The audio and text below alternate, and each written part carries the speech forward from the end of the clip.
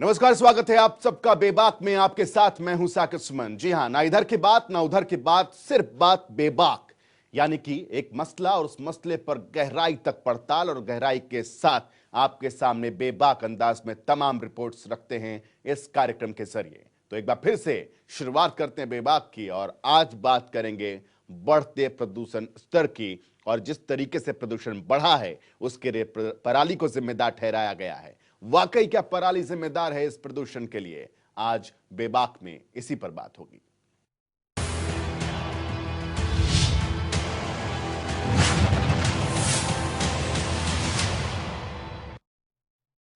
बेबाक के अपने पहली रिपोर्ट में आज हम आपको बेबाकी से किसानों तक ले जाने वाले हैं और किसानों का दर्द आपके सामने रखने वाले हैं, उनकी मजबूरी आपके सामने रखने वाले हैं कि आखिर ऐसी क्या वजह है कि किसान पराली जलाने को मजबूर है। सरकार मना कर रही है, अदालतें मना कर रही हैं, इसके बावजूद किसान मजबूर है। आज ग्राउंड जीरो पर जनता टीवी की टीम बेबाकी से पहुंची और आपको बताएगी कि आखिर किसान का दर्द क्या है, मजबूर किसान क्यों है। दिल्ली एनसीआर की आबो हवा में फिर से जहर घुलने लगा है।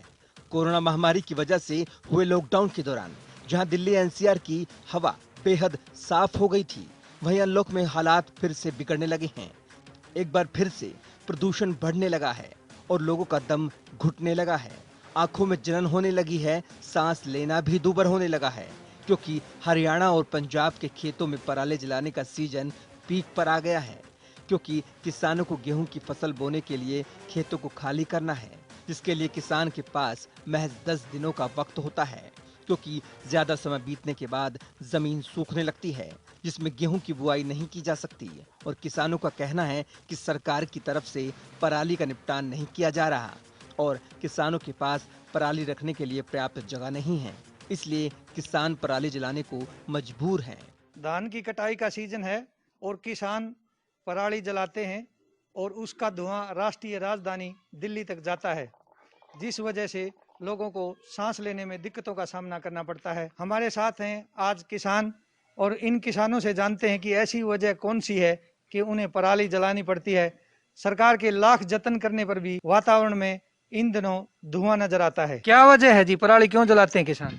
देखिए, रखरखाव के कारण, रखरखाव के लिए हमारे पास इतनी जमीन नहीं है जितनी चाहिए।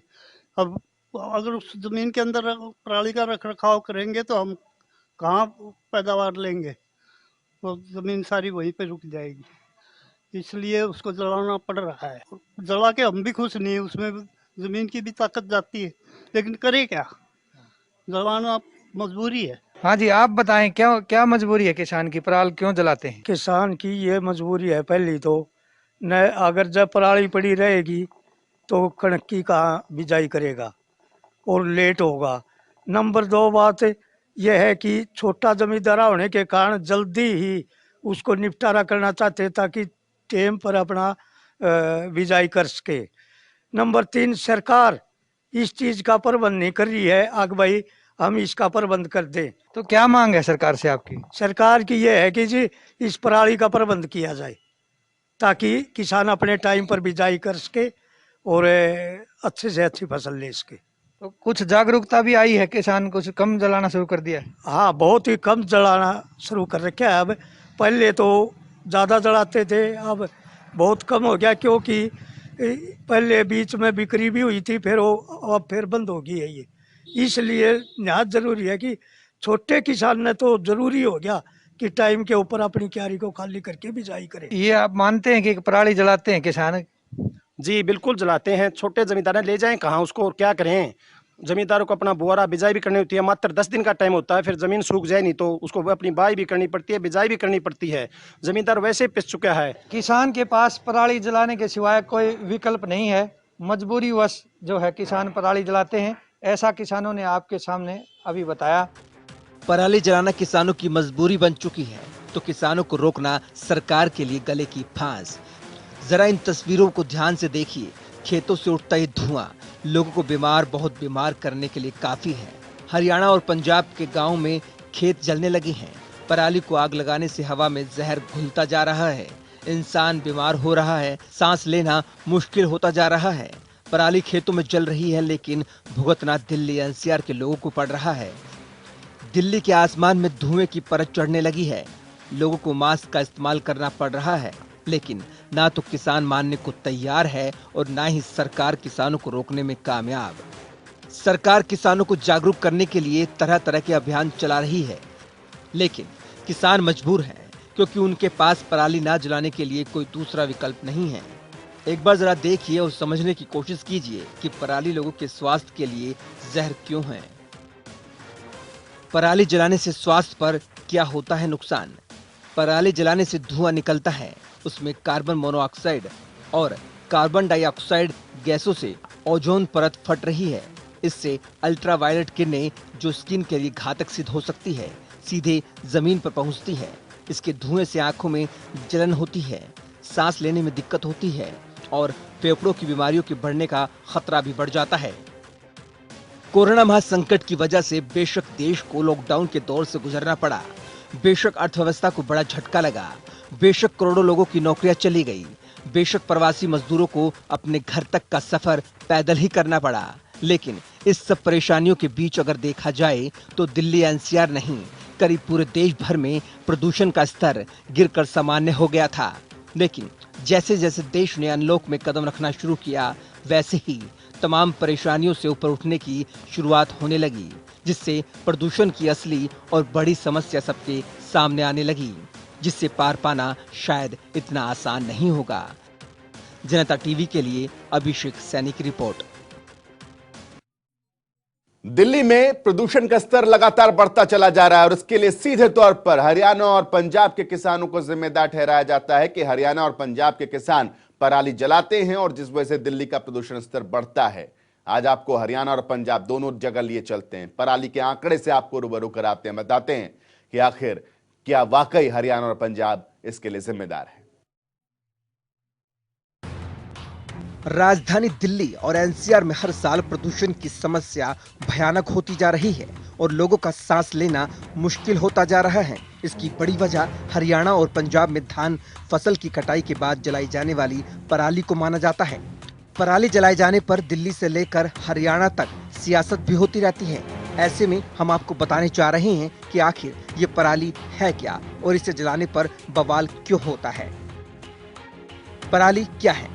पराली धान के बचे हुए हिस्से को कहते हैं, जिसकी जड़ें धरती में होती है। किसान धान की फसल पकने के बाद फसल का ऊपरी हिस्सा काट लेता है, क्योंकि वही काम का होता है।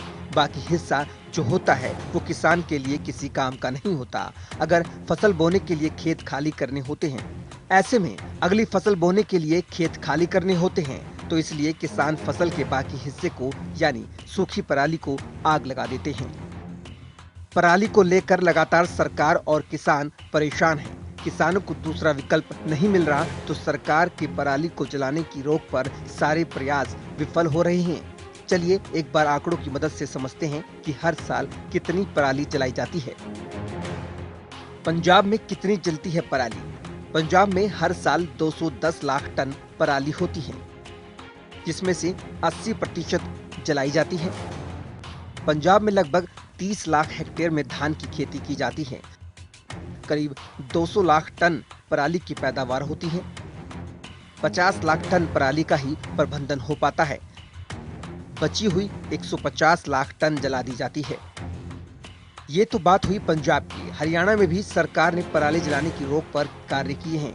चलिए एक बार जरा हरियाणा के आंकड़ों पर भी नजर डालते हैं।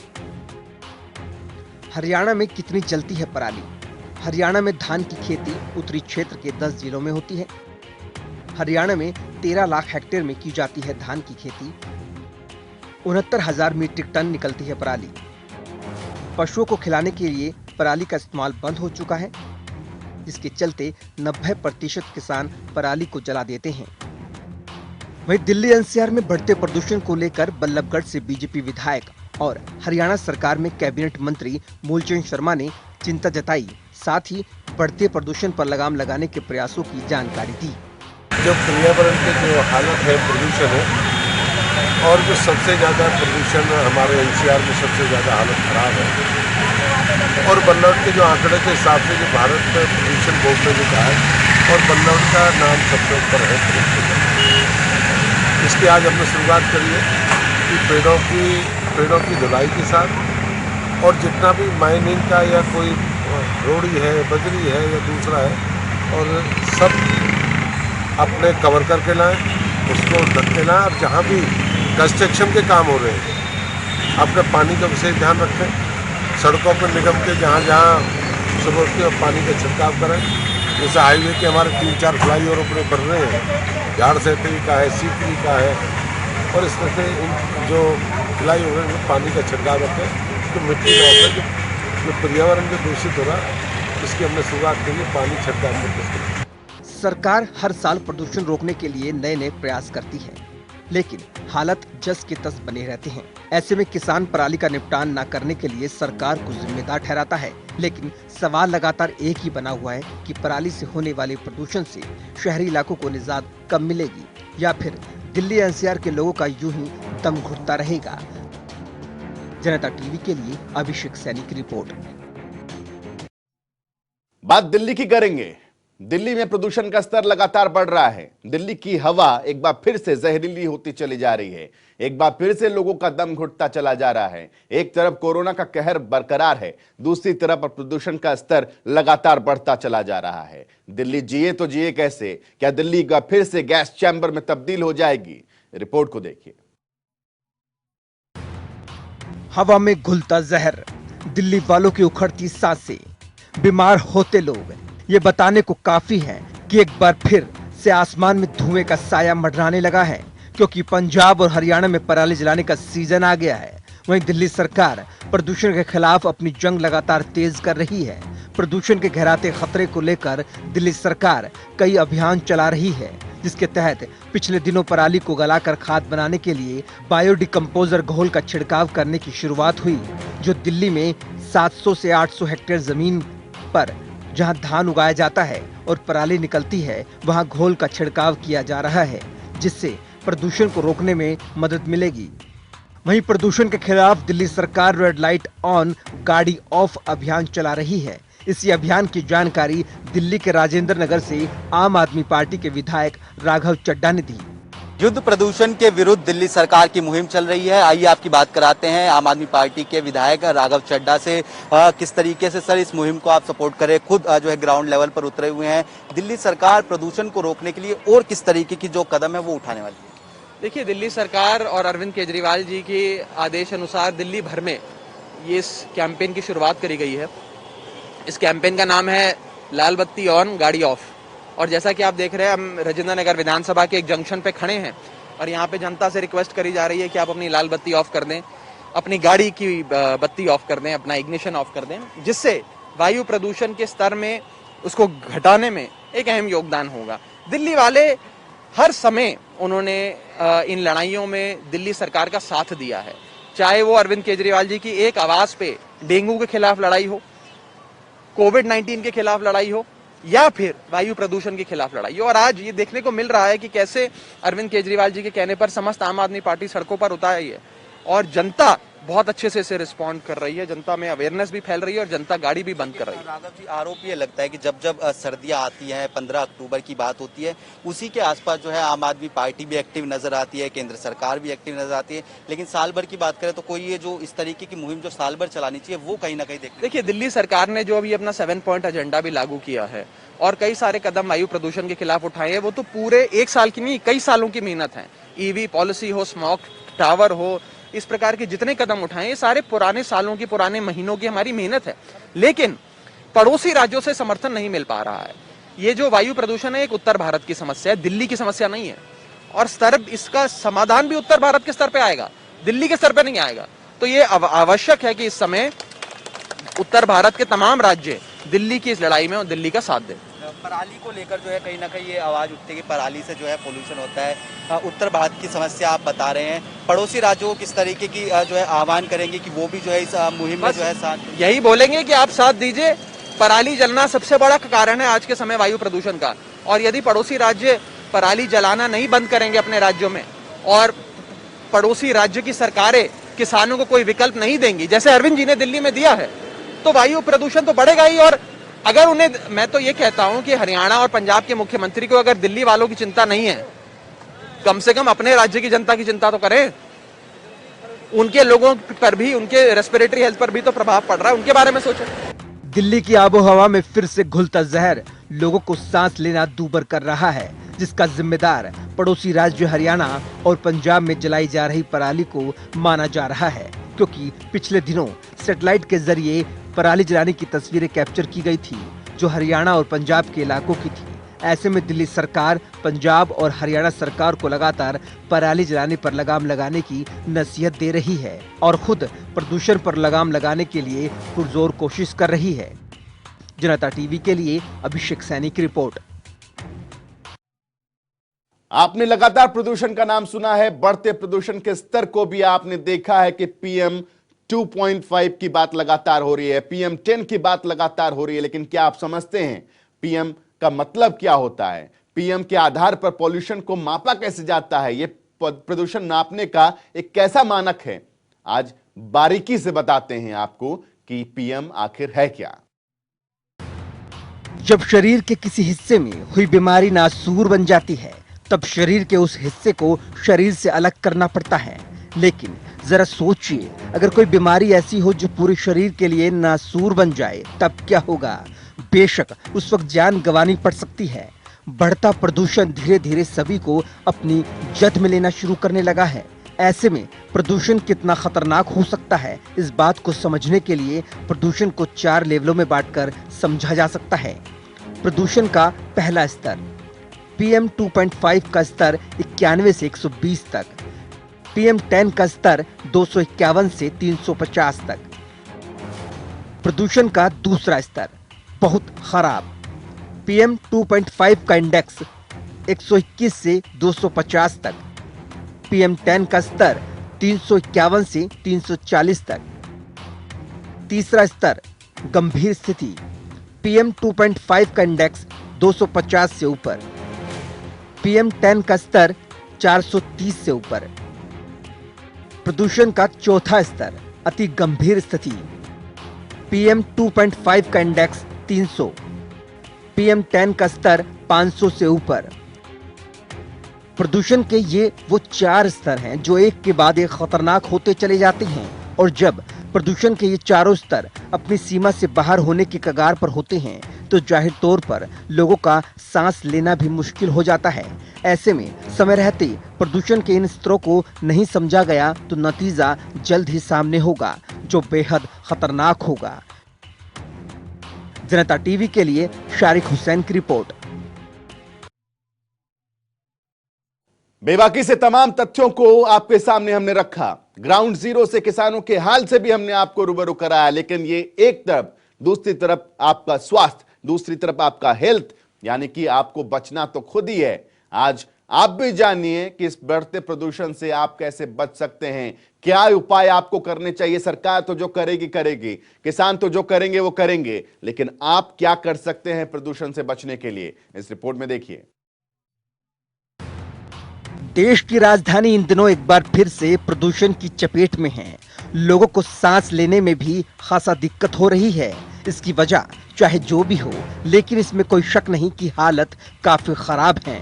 लेकिन प्रदूषित वातावरण से बचने के लिए इंसान 24 घंटे घर के अंदर पैक तो नहीं हो सकता। उन्हें घर से बाहर तो निकलना ही होगा, जिसके लिए उन्हें कुछ सावधानी बरतने की जरूरत है। प्रदूषण से बचाव के उपाय, घर से बाहर निकले तो हमेशा मास्क लगाकर निकलें। खाने में हल्दी का ज्यादा से ज्यादा प्रयोग करें। ज्यादा से ज्यादा नीम के दातुन का प्रयोग करें। खाना खाने के बाद थोड़ा गुड़ जरूर खाएं। खाने में हरी सब्जियों का ज्यादा इस्तेमाल करें।